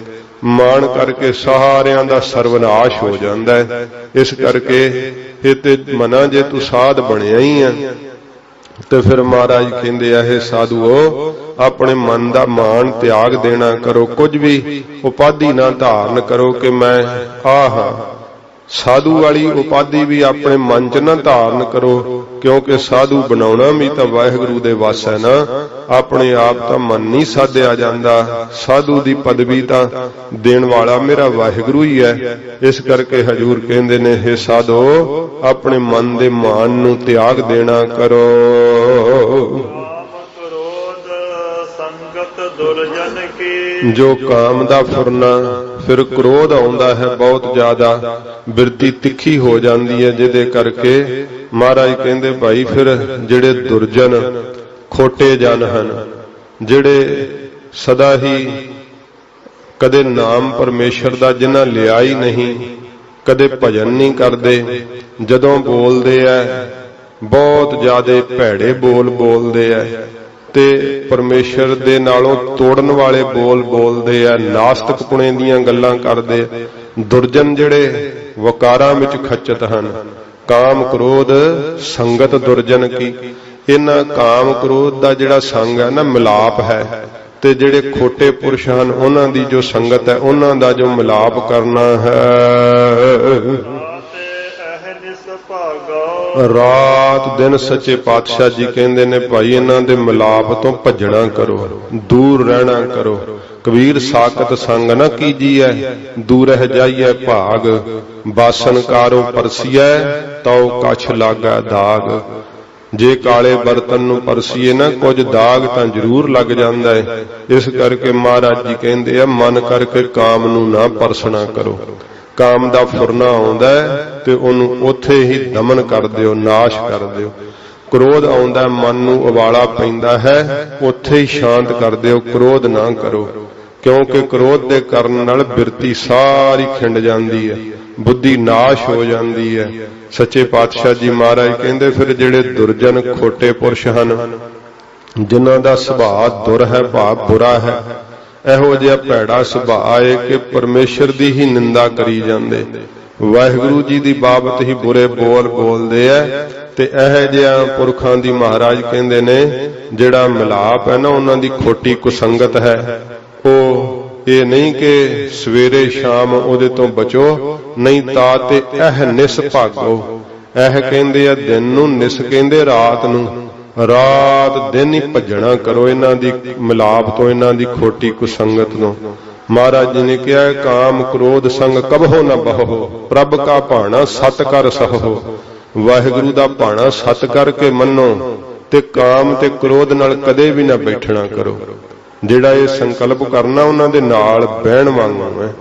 ਜਿਹੜਾ ਮਨ ਦੇ ਵਿੱਚ ਖਿਆਲ ਕਰਕੇ ਤੇ ਬੁਰਾ ਵੇਖ ਲੈਣਾ, ਬੁਰਾ ਸੁਣ ਲੈਣਾ, ਬੁਰਾ ਬੋਲ ਲੈਣਾ, ਅਸ਼ਲੀਲਤਾ ਭਾਵ ਮਨ ਵਿੱਚ ਆ ਜਾਣਾ, ਇਹ ਉਹਦੇ ਨਾਲ ਮਿੱਤਰਤਾ ਕਰਨ ਵਾਂਗੂ ਹੈ ਕਾਮ ਨਾਲ। ਤੇ ਫਿਰ ਇਹ ਤਾਂ ਭਈ ਵਾਸ਼ਨਾ ਦਾ ਸਰਵਨਾਸ਼ ਕਰ ਦਿੰਦੀ। ਇਸ ਕਰਕੇ ਮਹਾਰਾਜ ਜੀ ਕਹਿੰਦੇ ਰਾਤ ਦੇ ਕਿਸੇ ਸਮੇਂ ਵਿੱਚ ਵੀ, ਦਿਨ ਦੇ ਵੀ ਕਿਸੇ ਸਮੇਂ ਵਿੱਚ ਇਹਨਾਂ ਨਾਲ ਮਿਲਾਪ ਨਾ ਕਰੋ, ਤਾਂ ਹੀ ਤਾਂ ਸਾਧੂ ਬਣਿਆ ਜਾਵੇਗਾ, ਨਹੀਂ ਤਾਂ ਫਿਰ ਸਾਧ ਥੋੜੋ ਬਣਿਆ ਜਾ ਸਕਦਾ ਹੈ। ਮਹਾਰਾਜ ਜੀ ਨੂੰ ਸੰਗਤਾਂ ਨੇ ਪੁੱਛਿਆ ਨਾ, ਤੇ ਹਜੂਰ ਨੇ ਕਿੰਨਾ, ਸਤਿਗੁਰਾਂ ਜੀ ਨੇ ਮਹਾਨ ਉਪਦੇਸ਼ ਦਿੱਤਾ ਜੀਵਨ ਨੂੰ। ਜਿਹੜਾ ਹੈ ਉਹ ਕਮਾਉਣ ਦਾ, ਵਾਹਿਗੁਰੂ ਜੀ ਦੇ ਸਰੂਪ ਰੂਪੀ ਲਕਸ਼ ਨੂੰ ਪ੍ਰਾਪਤ ਕਰਨ ਦਾ। ਮਹਾਰਾਜ ਕਹਿੰਦੇ ਰਾਤ ਦਿਨ ਹੀ ਭਾਈ ਇਹੋ ਜੇ ਖੋਟੇ ਪੁਰਸ਼ਾਂ ਦੀ ਕੁਸੰਗਤ ਤੋਂ ਦੂਰ ਰਹਿਣਾ ਕਰੋ, ਕਾਮ ਕ੍ਰੋਧ ਦਾ ਜਿਹੜਾ ਨਾ ਮਲਾਪੀ ਨਾ ਹੋਵੋ। ਇਸ ਦੇ ਵਿਸ਼ਰਾਮ ਦੇ ਕੇ ਮਹਾਰਾਜ ਫਰਮਾਉਂਦੇ ਹਨ, ਸੁਖ ਦੁਖ ਦੋਨੋਂ ਸਮ ਕਰ ਜਾਣੈ। ਫਿਰ ਸਾਧੂ ਵਾਸਤੇ ਮਹਾਰਾਜ ਜੀ ਕਹਿੰਦੇ ਹੋਰ ਕੀ ਹੈ ਭਾਈ ਕਮਾਈ ਕਰਨ ਲਈ, ਸੁੱਖ ਤੇ ਦੁੱਖ ਦੋਵਾਂ ਨੂੰ ਸਮ ਕਰਕੇ ਬਰਾਬਰ ਕਰਕੇ ਜਾਣ ਲਵੇ, ਤਾਂ ਹੀ ਤਾਂ ਫਿਰ ਸਾਧ ਬਣਿਆ ਜਾ ਸਕਦਾ ਨਾ। ਸੁੱਖ ਹੋਵੇ, ਵਾਹਿਗੁਰੂ ਜੀ ਦੀ ਮੌਜ ਵਿੱਚ ਸਦਾ ਪ੍ਰੀਤ ਵਿੱਚ ਲੱਗਾ ਰਹੇ, ਇੱਕ ਨਾਮ ਦੀ ਕਮਾਈ ਕਰੇ, ਪ੍ਰੇਮ ਵਿੱਚ ਚਿੱਤ ਭਿੱਜਿਆ ਰਹੇ ਤੇ ਸੁੱਖ ਹੁੰਦੇ ਆ। ਪਰਮੇਸ਼ਰ ਦਾ ਸ਼ੁਕਰਾਨਾ ਕਰੇ, ਮਹਾਰਾਜ ਇਹ ਤਾਂ ਤੁਸੀਂ ਕਿਰਪਾ ਕੀਤੀ ਹੈ, ਕੋਈ ਪਿਛਲੇ ਜਨਮ ਦਾ ਮਹਾਰਾਜ ਚੰਗਾ ਕਰਮ ਭੁਗਤਾ ਰਹੇ ਹੋ। ਦੁੱਖ ਆ ਜਾਵੇ ਕਦੇ ਡੋਲੇ ਨਾ, ਕਹੇ ਮਹਾਰਾਜ ਕੋਈ ਮੈਂ ਗਲਤੀ ਕੀਤੀ ਹੋਣੀ ਹੈ ਨਾ, ਜਿਹੜਾ ਸਜ਼ਾ ਰੂਪ ਵਿੱਚ ਦੁੱਖ ਆਇਆ ਆਪ ਭੁਗਤਾ ਰਹੇ ਹੋ। ਇਉਂ ਸੁੱਖ ਦੁੱਖ ਦੇ ਅੰਦਰ ਮਹਾਰਾਜ ਕਹਿੰਦੇ ਸਮਾਨ ਬਿਰਤੀ ਰੱਖਣਾ ਕਰੇ। ਸੁੱਖ ਤੇ ਦੁੱਖ ਵਿੱਚ ਜਿਹਦਾ ਮਨ ਕਦੇ ਵੀ ਨਾ ਡੋਲੇ, ਉਹ ਮਹਾਰਾਜ ਕਹਿੰਦੇ ਭਾਈ ਸਾਧੂ ਹੈ। ਸਾਧੂ ਮਹਾਂਪੁਰਸ਼ ਨੂੰ ਐਸਾ ਚਾਹੀਦਾ, ਜੇ ਸਾਧ ਬਣਨਾ ਹੈ ਤਾਂ ਔਰ ਬੌੜੋ। ਫਿਰ ਮਹਾਰਾਜ ਕਹਿੰਦੇ ਭਾਈ ਮਾਣ ਦੀ ਇੱਛਾ ਨਾ ਕਰੇ ਕਿ ਮੇਰਾ ਕੋਈ ਸਤਿਕਾਰ ਕਰੇ, ਇਹ ਤਾਂ ਫਿਰ ਦੇਹ 'ਚ ਫਸ ਜਾਂਦਾ ਨਾ, ਉਹ ਸਾਧੂ ਨਹੀਂ ਹੋ ਸਕਦਾ। ਫਿਰ ਜਿਹੜਾ ਬਾਹਰੋਂ ਇੱਛਾ ਕਰ ਲੇ ਕਿ ਮੇਰਾ ਬੜਾ ਮਾਣ ਹੋਣਾ ਚਾਹੀਦਾ ਹੈ, ਜੇ ਕਿਸੇ ਦਾ ਨਾਮ ਕੋਈ ਸੰਤ ਲਿਖਿਆ ਹੋਵੇ ਤੇ ਭਾਈ ਕਹਿ ਦੇ, ਉਹ ਗੁੱਸਾ ਕਰ ਲੈਂਦੇ ਕਿ ਸਾਡੇ ਸੰਤ ਜੀ ਨੂੰ ਤੁਸੀਂ ਭਾਈ ਕਿਉਂ ਕਿਹਾ। ਇਸ ਤਰ੍ਹਾਂ ਮਹਾਰਾਜ ਸੱਚੇ ਪਾਤਸ਼ਾਹ ਕਹਿੰਦੇ ਭਾਈ ਜੇ ਮਾਣ ਦੀ ਇੱਛਾ ਹੀ ਕਰਨ ਵਾਲਾ ਹੈ ਤੇ ਫਿਰ ਸੰਤ ਕਿਵੇਂ ਹੋ ਸਕਦਾ ਹੈ, ਸਾਧੂ ਕਿਵੇਂ ਹੋ ਸਕਦਾ ਹੈ। ਉਹ ਤਾਂ ਬਹੁਤ ਜ਼ਿਆਦਾ ਦਿਖਾਵਾ ਪ੍ਰਗਟ ਕਰਨਾ ਤੇ ਨਾਲ ਜਿਹੜੇ ਆ ਉਹ ਇਹੋ ਜਿਹੇ ਰੱਖੇ ਹੋਣੇ, ਉਹਨਾਂ ਨੂੰ ਸਿਖਾ ਕੇ ਆਪ ਤਾਂ ਭਾਵੇਂ ਆਪਣੇ ਮੂੰਹੋਂ ਸਿਫਤ ਕਰਨੀ, ਉਹਨਾਂ ਨੂੰ ਥੋੜਾ ਬਹੁਤਾ ਤਾਂ ਪਤਾ ਹੀ ਹੁੰਦਾ ਹੈ ਕਿ ਆਪ ਕਰਾਂਗੇ ਤੇ ਫਿਰ ਲੋਕ ਜਿਹੜੇ ਆ ਗੱਲ ਮੰਨਦੇ ਨਹੀਂ, ਛੇਤੀ ਪ੍ਰਭਾਵ ਨਹੀਂ ਪੈਂਦਾ। ਨਾਲ ਕੋਈ 10-15 ਇਹੋ ਜਿਹੀ ਫੌਜ ਰੱਖ ਲੈਂਦੇ ਆ ਕਿ ਜਿਹੜੇ ਉਹ ਖਬਰਾਂ ਹੀ ਪ੍ਰਕਾਸ਼ਿਤ ਕਰਨ ਵਾਂਗੂ ਕਿ ਸੰਤ ਜੀ ਦੀ ਬੜੀ ਸਮਾਧੀ ਲੱਗਦੀ ਹੈ, ਤਾਂ ਬਚਨ ਜਦੋਂ ਛੱਡ ਦਿੰਦੇ ਆ ਬਸ ਉਸੇ ਵੇਲੇ ਪੂਰਾ ਹੋ ਜਾਂਦਾ ਹੈ। ਸੁਣ ਸੁਣ ਕੇ ਲੋਕ ਡਰੀ ਜਾਂਦੇ ਆ, ਉਹ ਸਗੋਂ ਚਿੱਟੇ ਹੋਰ ਕੱਪੜੇ ਪਾ ਪਾ ਕੇ ਮਨ ਉਹਦਾ ਫੁੱਲੀ ਜਾਂਦਾ ਵੀ ਬੜਾ ਪ੍ਰਤਾਪ ਵੱਧ ਰਿਹਾ ਹੈ। ਪਰ ਮਹਾਰਾਜ ਕਹਿੰਦੇ ਭਾਈ ਇਹ ਸਾਧੂਆਂ ਵਾਲਾ ਲੱਖਣ ਨਹੀਂ ਕਿ ਪਖੰਡ ਨਾਲ ਆਪਣਾ ਮਾਣ ਚਾਹੁੰਦੇ ਹੋ, ਦਿਖਾਵੇ ਨਾਲ ਆਪਣਾ ਸਤਿਕਾਰ ਬਣਾਉਣਾ ਚਾਹੁੰਦੇ ਹੋ। ਮਹਾਰਾਜ ਕਹਿੰਦੇ ਭਾਈ ਸਾਧੂ ਪੁਰਖ ਜਿਹੜਾ ਨਾ, ਇਹ ਉਹਨੂੰ ਮਾਣ ਨਹੀਂ ਕਰਨਾ ਚਾਹੀਦਾ, ਆਪਣੇ ਸਤਿਕਾਰ 'ਚ ਨਹੀਂ ਫਸਣਾ ਚਾਹੀਦਾ। ਸਤਿਕਾਰ ਦੀ ਦੇਹ ਦੀ ਜਿਹੜੀ ਹੈ ਨਾ ਵਡਿਆਈ, ਇਹਦੀ ਭੁੱਖ ਮਾਰ ਲਵੇ ਤੇ ਫਿਰ ਜੇ ਕੋਈ ਮਹਾਰਾਜ ਕਹਿੰਦੇ ਹਨ ਜੇ ਕੋਈ ਅਪਮਾਨ ਕਰ ਦੇਵੇ, ਸਤਿਕਾਰ ਕਰੇ ਤਾਂ ਬੜਾ ਚਿੱਤ ਫੁੱਲ ਜਾਂਦਾ ਹੈ, ਤੇ ਜੇ ਕੋਈ ਉਸੇ ਵੇਲੇ ਕਰੇ ਕਿ ਤੂੰ ਪਖੰਡੀ, ਤੇ ਫਿਰ ਉਸੇ ਵੇਲੇ ਐਨ ਰਾਈ ਜੇ ਛੋਟੇ ਜਿਹਾ ਮਨ ਹੋ ਜਾਂਦਾ ਹੈ, ਬੜਾ ਜ਼ਿਆਦਾ ਚਿਹਰਾ ਮੁਰਝਾ ਜਾਂਦਾ ਕਿ ਉਹ ਬੇਇੱਜ਼ਤੀ ਹੋ ਗਈ। ਤੇ ਇਸ ਤਰ੍ਹਾਂ ਮਨ ਸਤਿਗੁਰੂ ਜੀ ਕਹਿੰਦੇ ਭਾਈ ਜੇ ਤੂੰ ਅਪਮਾਨ 'ਚ ਹੀ ਫਸਿਆ ਹੋਇਆ ਹੈ, ਸਰੀਰ ਦੀ ਬੇਅਦਬੀ ਸਮਝਦਾ ਕਿ ਮੇਰੇ ਸਰੀਰ ਦੀ ਬੇਇੱਜ਼ਤੀ ਹੋ ਗਈ, ਸਾਧੂ ਦੀ ਬੇਇੱਜ਼ਤੀ ਕੋਈ ਕਰ ਹੀ ਨਹੀਂ ਸਕਦਾ, ਸਾਧੂ ਦਾ ਅਪਮਾਨ ਕੋਈ ਕਰ ਹੀ ਨਹੀਂ ਸਕਦਾ, ਕਿਉਂਕਿ ਮਹਾਰਾਜ ਕਹਿੰਦੇ ਸਾਧ ਨੂੰ ਆਪਣੇ ਨਿਜ ਸਰੂਪ ਦਾ ਪਤਾ ਲੱਗ ਜਾਂਦਾ ਹੈ। ਇਹ ਹਜੂਰ ਕਹਿੰਦੇ ਸਾਧੂ ਦੇ ਲੱਖਣ ਮੈਂ ਗੁਰਸਿੱਖੋ ਇਹੋ ਜਿਹਾ ਜੀਵਨ ਕਮਾਉਣਾ ਚਾਹੀਦਾ ਹੈ। ਮਾਨ ਤੇ ਅਪਮਾਨ ਤੋਂ ਉੱਪਰ ਉੱਠ ਜਾਣਾ ਚਾਹੀਦਾ ਹੈ। ਚਾਹੇ ਕੋਈ ਏਡਾ ਹੀ ਮਾਣ ਕਰੀ ਜਾਵੇ, ਸਾਰੀ ਦੁਨੀਆ ਹੀ ਚਰਨਾਂ ਤੇ ਝੁਕੀ ਜਾਵੇ ਤੇ ਉਹ ਤਾਂ ਵੀ ਫੁੱਲਦੇ ਨਹੀਂ, ਤੇ ਜੇ ਭਾਵੇਂ ਸਾਰੇ ਨਿੰਦਾ ਹੀ ਕਰੀ ਜਾਣ, ਕਹਿਣ ਕਿ ਬੜਾ ਪਖੰਡੀ ਹੈ, ਇਹ ਬੜਾ ਦਿਖਾਵੇ ਕਰਦਾ ਹੈ, ਉਹ ਕਹਿੰਦੇ ਹਾਂ ਭਾਈ ਤੁਸੀਂ ਪਛਾਣ ਲਿਆ ਮੈਨੂੰ, ਵਾਕਈ ਮੈਂ ਪਖੰਡੀ ਆ, ਦਿਖਾਵੇ ਵਾਲਾ, ਮੈਂ ਤਾਂ ਔਗਣਾਂ ਦਾ ਭਰਿਆ ਹੋਇਆ। ਉਹ ਫਿਰ ਜਦੋਂ ਹੈ ਹੀ ਸਾਰਿਆਂ ਦੇ ਚਰਨਾਂ ਦੀ ਧੂੜ, ਕਿਸੇ ਦਾ ਕੀਤਾ ਹੋਇਆ ਅਪਮਾਨ ਉਹਨਾਂ ਤੇ ਮਹਾਰਾਜ ਕਹਿੰਦੇ ਅਸਰ ਨਹੀਂ ਕਰਦਾ, ਮਾਨ ਅਪਮਾਨ ਤੋਂ ਉੱਪਰ ਉੱਠ ਜਾਂਦੇ ਆ। ਫਿਰ ਹਰਖ ਤੇ ਖੁਸ਼ੀ ਤੋਂ ਤੇ ਸੋਗ ਗਮੀ ਤੋਂ ਅਤੀਤ ਅਸੰਗ ਰਹਿੰਦੇ ਐ, ਨਾ ਖੁਸ਼ੀ ਪਾਉਂਦੀ ਆ ਕਰਕੇ, ਨਾ ਉਹਨਾਂ ਨੂੰ ਗਮੀ ਪਾਉਂਦੀ ਹੈ। ਕਿਸੇ ਦਾ ਵਿਆਹ ਹੋਵੇ, ਬੱਚਾ ਜਨਮ ਪਏ, ਖੁਸ਼ੀਆਂ ਲੋਕ ਮਨਾਉਂਦੇ ਆ, ਪਰ ਸਾਧੂ ਉਸ ਖੁਸ਼ੀ ਵਿੱਚ ਵੀ ਅਸੰਗ ਹੀ ਰਹਿੰਦੇ ਆ। ਖੁਸ਼ੀ ਉਹਨਾਂ ਨੂੰ ਆ ਕਰਕੇ ਚਿੰਬੜਦੀ ਨਹੀਂ ਉਹ ਵਾਲੀ, ਕਿਉਂਕਿ ਉਹਨਾਂ ਨੂੰ ਪਤਾ ਹੈ ਅੱਜ ਜਨਮ ਹੈ ਤੇ ਕੱਲ ਮਰਨ ਵੀ ਹੈਗਾ। ਉਹਨਾਂ ਨੂੰ ਪਤਾ ਹੈ ਕਿ ਜੇ ਵਿਆਹ ਹੈ, ਸੰਜੋਗ ਹੈ ਤੇ ਵਿਜੋਗ ਵੀ ਹੈਗਾ। ਇਸ ਕਰਕੇ ਉਹਨਾਂ ਨੂੰ ਸੰਜੋਗ ਤੇ ਵਿਜੋਗ ਦੋਵੇਂ ਪਤਾ ਲੱਗ ਗਏ। ਜਨਮ ਦੇ ਨਾਲ ਜੁੜਿਆ ਹੋਇਆ ਮਰਨ ਪਤਾ ਲੱਗ ਗਿਆ। ਇਸ ਕਰਕੇ ਮਹਾਰਾਜ ਕਹਿੰਦੇ ਭਾਈ ਉਹ ਖੁਸ਼ੀ ਤੋਂ ਅਤੇ ਗਮੀ ਤੋਂ ਅਤੀਤ ਹੋ ਜਾਂਦੇ ਆ, ਅਸੰਗ ਹੋ ਜਾਂਦੇ ਆ, ਬਰਾਗੀ ਚਿੱਤ ਹੋ ਜਾਂਦੇ ਆ। ਮਹਾਰਾਜ ਕਹਿੰਦੇ ਉਹਨਾਂ ਨੂੰ ਭਾਈ ਕਿਸੇ ਪ੍ਰਕਾਰ ਦੀ ਕੋਈ ਗਮੀ ਜਿਹੜੀ ਹੈ ਨਾ ਉਹ ਵੀ ਆ ਕਰਕੇ ਨਹੀਂ ਪਹੁੰਚਦੀ ਆ। ਉਹਨਾਂ ਨੇ ਜਗਤ ਦੇ ਅੰਦਰ ਮਹਾਰਾਜ ਕਹਿੰਦੇ ਤੱਤ ਨੂੰ, ਪਰਮੇਸ਼ਰ ਨੂੰ, ਸਿਧਾਂਤ ਨੂੰ ਪਹਿਚਾਨ ਲਿਆ ਹੈ। ਉਹਨਾਂ ਨੂੰ ਵਾਹਿਗੁਰੂ ਦੇ ਸਰੂਪ ਦਾ ਸਪਰਸ਼ ਹੁੰਦਾ ਹੈ। ਮਹਾਰਾਜ ਜੀ ਨੇ ਕਿਹਾ ਨਾ, ਕਾਮ ਕ੍ਰੋਧ ਜਿਹ ਪਰਸੈ ਨਾਹਿਨ ਤਿਹ ਘਟ ਬ੍ਰਹਮ ਨਿਵਾਸਾ। ਜਿਨੇ ਕਾਮ ਨੂੰ ਪਰਸ ਲਿਆ, ਕ੍ਰੋਧ ਨੂੰ ਪਰਸ ਲਿਆ, ਉੱਥੇ ਬ੍ਰਹਮ ਦਾ ਵਾਸ ਕਿਵੇਂ ਹੋ ਸਕਦਾ। ਸੱਚੇ ਪਾਤਸ਼ਾਹ ਜੀ ਕਹਿੰਦੇ ਨੇ ਤਿੰਨ ਜਗ ਤਤ ਪਛਾਨਾ। ਉਹਨਾਂ ਨੇ ਜਗਤ ਦੇ ਅੰਦਰ ਫਿਰ ਪੜਦੇ ਹੋ ਤਿੰਨ ਜਗ ਤਤ ਪਛਾਨਾ। ਜਗਤ ਵਿੱਚ ਆ ਕਰਕੇ ਉਹਨਾਂ ਨੇ ਤਤ ਸਰੂਪ ਪਰਮੇਸ਼ਰ ਨੂੰ ਪਹਿਚਾਨ ਲਿਆ ਹੈ ਕਿ ਸਾਰਿਆਂ ਦੇ ਅੰਦਰ ਉਹ ਜੋਤੀ ਸਰੂਪ ਆਪ ਵਰਤ ਰਿਹਾ ਹੈ। ਉਹਨਾਂ ਨੇ ਤਤ ਨੂੰ ਪਛਾਣ ਲਿਆ ਹੈ। ਬਾਕੀ ਸਭ ਜਿੰਨਾ ਵੀ ਛਲਣ ਵਾਲੇ ਇਹ ਹੈਗੀ ਆ ਖੇਡ ਸਾਰੀ, ਉਹਨਾਂ ਦੇ ਅੱਗੋਂ ਸਾਰੀ ਮਾਇਆ ਦਾ ਛਲ ਮਿਟ ਗਿਆ ਹੈ। ਮਾਇਆ ਦਾ ਸਾਰਾ ਹੀ ਪ੍ਰਭਾਵ ਪੜਦਾ ਹਟ ਗਿਆ ਹੈ। ਸੱਚੇ ਪਾਤਸ਼ਾਹ ਜੀ ਮਹਾਰਾਜ ਕਹਿੰਦੇ ਉਹਨਾਂ ਨੇ ਤਤ ਸਰੂਪ ਪਰਮੇਸ਼ਰ ਨੂੰ ਪਹਿਚਾਨ ਲਿਆ ਹੈ। ਫਿਰ ਉਹ ਕਿਸੇ ਦੀ ਝੂਠੀ ਉਸਤਤ ਆਪ ਨਹੀਂ ਕਰਦੇ ਤੇ ਨਾ ਕਿਸੇ ਕੋਲੋਂ ਆਪਣੀ ਝੂਠੀ ਉਸਤਤ ਕਰਾਉਂਦੇ ਆ। ਆਪਣੇ ਮੂੰਹ ਤੋਂ ਵੀ ਆਪਣੀ ਉਸਤਤ ਨਹੀਂ ਕਦੇ ਉਹ ਕਰਦੇ, ਨਾ ਕਿਸੇ ਕੋਲੋਂ ਕਰਾਉਂਦੇ ਆ। ਤੇ ਇਸ ਤਰ੍ਹਾਂ ਮਹਾਰਾਜ ਦੱਸਦੇ ਹਨ, ਨਾ ਹੀ ਕਿਸੇ ਦੀ ਨਿੰਦਾ ਆਪਣੇ ਮੂੰਹ ਤੋਂ ਕਰਦੇ ਐ ਤੇ ਕੋਈ ਨਿੰਦਾ ਕਰ ਦੇਵੇ ਤੇ ਤਾਂ ਵੀ ਨਹੀਂ ਘਬਰਾਉਂਦੇ। ਮਹਾਰਾਜ ਸੱਚੇ ਪਾਤਸ਼ਾਹ ਕਹਿੰਦੇ ਉਸਤਤ ਦਾ, ਝੂਠੀ ਉਸਤਤ ਦਾ ਤੇ ਕੀਤੀ ਹੋਈ ਨਿੰਦਾ ਦਾ, ਦੋਵਾਂ ਦਾ ਤਿਆਗ ਕਰ ਦਿੰਦੇ ਐ। ਨਾ ਉਹਨਾਂ ਨੂੰ ਉਸਤਤ ਪਾਉਂਦੀ ਐ, ਨਾ ਕਿਸੇ ਦੀ ਕੀਤੀ ਹੋਈ ਨਿੰਦਾ ਜਿਹੜੀ ਐ ਆਪ ਤਾਂ ਕਰਨੀ ਕੀ ਐ। ਕੋਈ ਜਦੋਂ ਉਹਨਾਂ ਦੀ ਨਿੰਦਾ ਕਰਦੇ ਐ ਤੇ ਉਹ ਘਬਰਾਉਂਦੇ ਨਹੀਂ, ਤਿਆਗ ਦਿੰਦੇ ਆ। ਉਸਤਤ ਝੂਠੀ ਵੀ ਤੇ ਨਿੰਦਾ ਵੀ ਜਿਹੜੀ ਉਹਦਾ ਤਿਆਗ ਕਰ ਦਿੰਦੇ ਆ। ਐਸਾ ਪੁਰਖ ਮਹਾਰਾਜ ਕਹਿੰਦੇ ਸਾਧੂ ਹੁੰਦਾ ਹੈ, ਖੋਜੈ ਪਦ ਨਿਰਬਾਨਾ। ਨਿਰਬਾਣ ਪਦਵੀ ਨੂੰ ਖੋਜਣਾ ਕਰੇ। ਨਿਰਬਾਣ ਪਦਵੀ ਜਿਹੜੀ ਦੁੱਖਾਂ ਤੋਂ ਰਹਿਤ ਪਦਵੀ ਹੈ, ਜਿੱਥੇ ਆ ਕਰਕੇ ਦੁੱਖ ਨਹੀਂ ਪਾਉਂਦੇ ਹਨ। ਨਿਰਵਾਣ ਪਦਵੀ ਜਿਹੜੀ ਸਦਾ ਰਹਿਣ ਵਾਲੀ ਪਦਵੀ ਹੈ, ਜਿੱਥੋਂ ਫਿਰ ਜਨਮ ਲੈ ਕੇ ਸੰਸਾਰ 'ਚ ਨਹੀਂ ਆਈਦਾ ਤੇ ਮਰ ਕੇ ਜਾਈਦਾ ਨਹੀਂ। ਮਹਾਰਾਜ ਕਹਿੰਦੇ ਭਾਈ ਇਸ ਨਿਰਵਾਣ ਪਦਵੀ ਨੂੰ ਖੋਜਣਾ ਕਰੇ, ਉਸ ਦੇ ਪ੍ਰਾਪਤੀ ਵਾਸਤੇ ਯਤਨ ਕਰੇ। ਇਹ ਜੋ ਯਤਨ ਮਹਾਰਾਜ ਦੱਸੇ ਹੈ, ਹਜੂਰ ਕਹਿੰਦੇ ਭਾਈ ਇਹ ਲਕਸ਼ ਹੈ ਨਿਰਵਾਣ ਪਦਵੀ। ਇਸ ਲਕਸ਼ ਨੂੰ ਪ੍ਰਾਪਤ ਹੋਵੇ ਤੇ ਇਹ ਸਾਰੇ ਮਹਾਰਾਜ ਜੀ ਨੇ ਯਤਨ ਦੱਸੇ ਆ ਨਿਰਵਾਣ ਪਦਵੀ ਨੂੰ ਪ੍ਰਾਪਤ ਕਰਨ ਦੇ। ਜਿੱਥੇ ਆ ਕੇ ਦੁੱਖ ਸੁੱਖ ਨਹੀਂ ਪਾਉਂਦੇ, ਉਸਤਤ ਨਿੰਦਾ ਨਹੀਂ ਪਾਉਂਦੀ, ਮਾਨ ਅਪਮਾਨ ਨਹੀਂ ਪਾਉਂਦਾ, ਹਰਖ ਤੇ ਜਿਹੜਾ ਇਸ ਪ੍ਰਕਾਰ ਗਮੀ ਨਹੀਂ ਪਾਉਂਦੀ।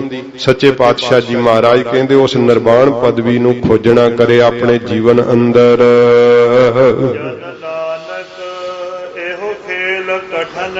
ਸੱਚੇ ਪਾਤਸ਼ਾਹ ਜੀ ਸ਼ਬਦ ਦੀ ਸੰਪੂਰਨ ਕਰਤਾ ਕਰਦੇ ਹੋਏ ਮਹਾਰਾਜ ਕਹਿੰਦੇ ਜਨ ਨਾਨਕ ਇਹੋ ਖੇਲ ਕਠਨ ਹੈ, ਇਹ ਬੜਾ ਕਠਨ ਖੇਲ ਹੈ।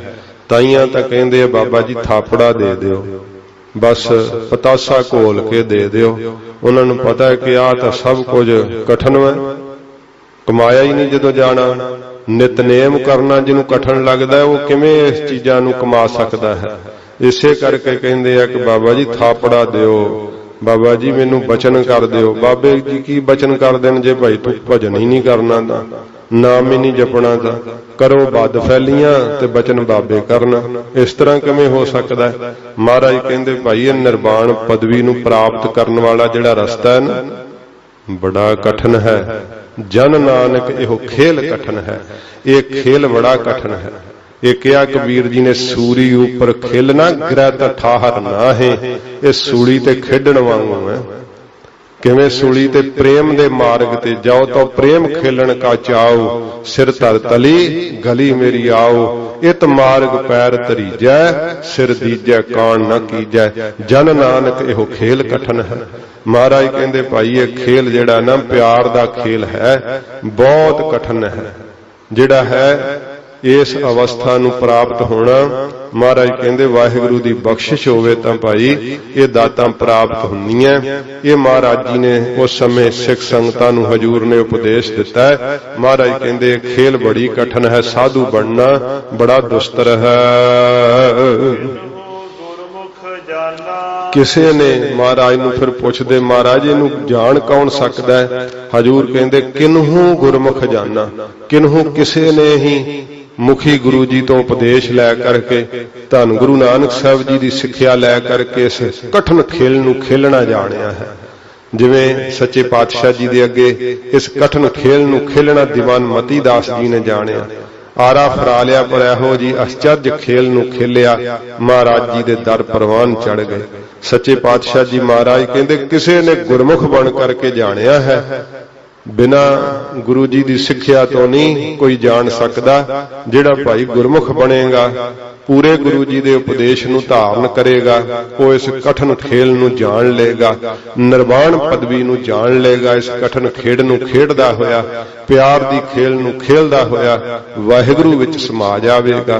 ये सच्चे पातशाह जी महाराज पवित्र सिक्ख्या दिती है। तो महाराज कृपा करना आपां 45 मिनट जां 1 घंटा रोज जिहड़ा है वो लाया करांगे। महाराज साहब जी कृपा करन, सतगुरु जी आप कृपा करके रोज दा निजम निभा लैण। तो इस प्रकार सिख संगतां दी गुरमुखां दी इच्छा ये सीगी। महाराज जी ने आप तरस करके सानू अपनी बाणी नाल मेहर करके जोड़िया सतगुरु जी ने। तो सच्चे पातशाह जी महाराज कृपा करन। 2 पंक्तियां पढ़ के आपां फतेह बुलाइए। फिर गुरु महाराज जी दे जो गुरु गोबिंद सिंह साहब सच्चे पातशाह ने चंडी दी वार अंदर पंक्ति लिखी है, आपां संगती रूप विच पढ़ के ते फिर समाप्ति करांगे। पहलां 2 पंक्तियां पढ़िए जी।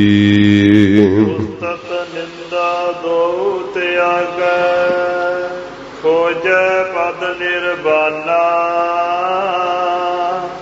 जन नानक हो खेल कठन है, किन्हू गुरमुख जाना।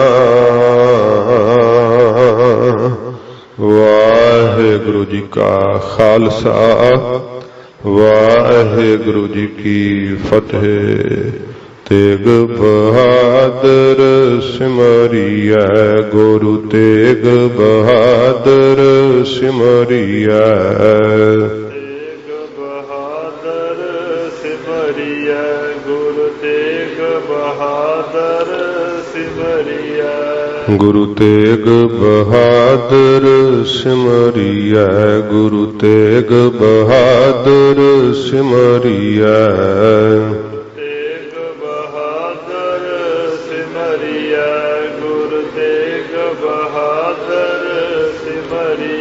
कर नौ निध आवे ताए, कर नौ निध आवे ताए।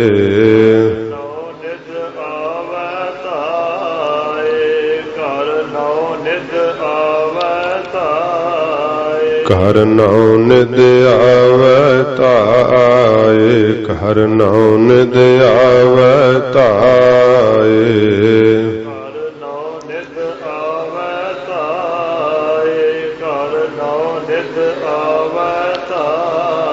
सब थाई होए सहाय, सब थाई होए सहाय। उच्ची बोल लो तुसीं।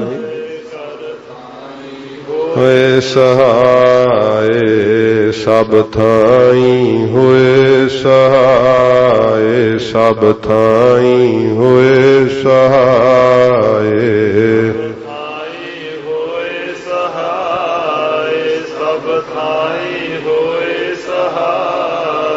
वाहिगुरु जी का खालसा, वाहिगुरु जी की फतेह।